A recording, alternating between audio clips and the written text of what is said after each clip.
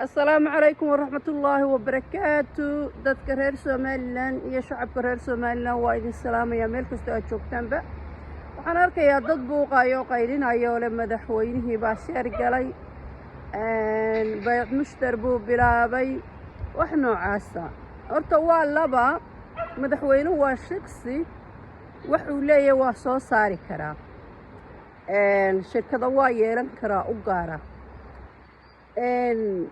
waxaan aaminsanay inaad madax iyo dad wax haysta kolkoodii horey soo galeen dawladnimada dad wax haystay haddii ay ahaayeen waxay wax ka taraysaa inay boob iyo dhac iyo musuq maasuq iyo xagtooyo ay sameeyaan.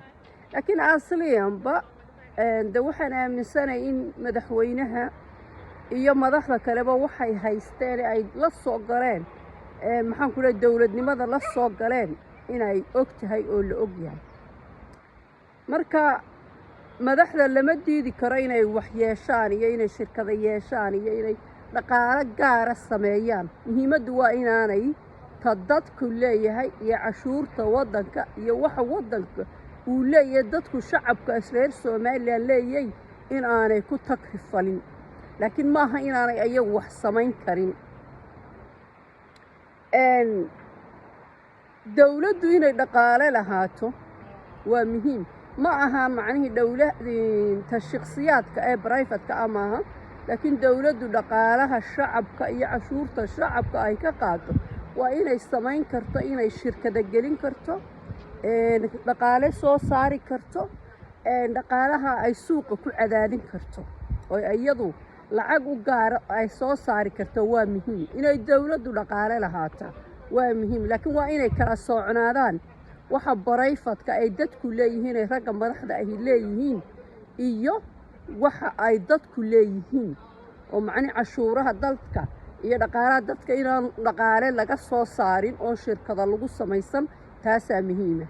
laakiin inaanay madaxdu gaarkooda ay wax macni u samaysan karin waxaan aaminsanaynaa khalata in la yidhaahdo iyo madaxweynuhu lacag gaara soo saarin yaanu ragga madaxdii lacaga gaara aanay soo saarin macni ayagoo dawladda shaqada iyo macni shaqadii loo igmaday haya ayay macni samaysan karaan dhaqaalena soo saari karaan.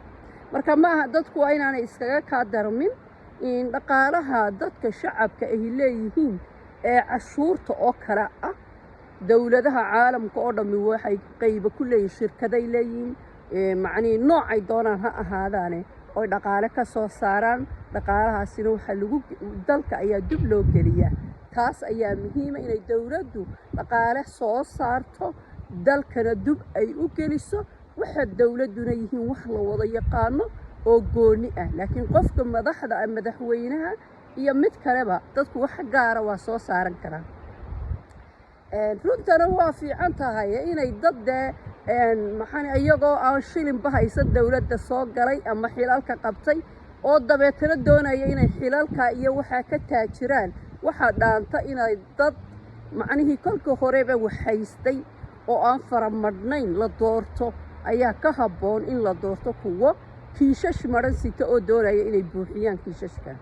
dadku waa muhiim inay dadku waxooda ilaashadaan, laakiin waxa khalad ah in la yiraahdo madaxdu ayagu waxba soo ma saari karaan oo madaxweynuhu wax gaar u leeyahay ma soo saari karo. madaxweynaha iyo reerkoodu wax gaar u leeyihiin bay soo saari karaan iyo qoyskiisu, laakiin waa inaanay macnihii dhicin musuq maasuq oo aanay dadka wixiisa iyo shacabka waxooda iyo cashuurta waddanka aan lagu takrifalin. cashuurta waddanku waa inay gaar ka ahaato oo haddii xitaa dhaqaale lagu soo saarayo cashuurta dhaqaale kale lagu soo saarayo ay ahaato cashuurtaasi lacag ummaddu leedahay oo dalka dib loo gelinayo. assalaamu calaykum waraxmatullaahi wabarakaatu.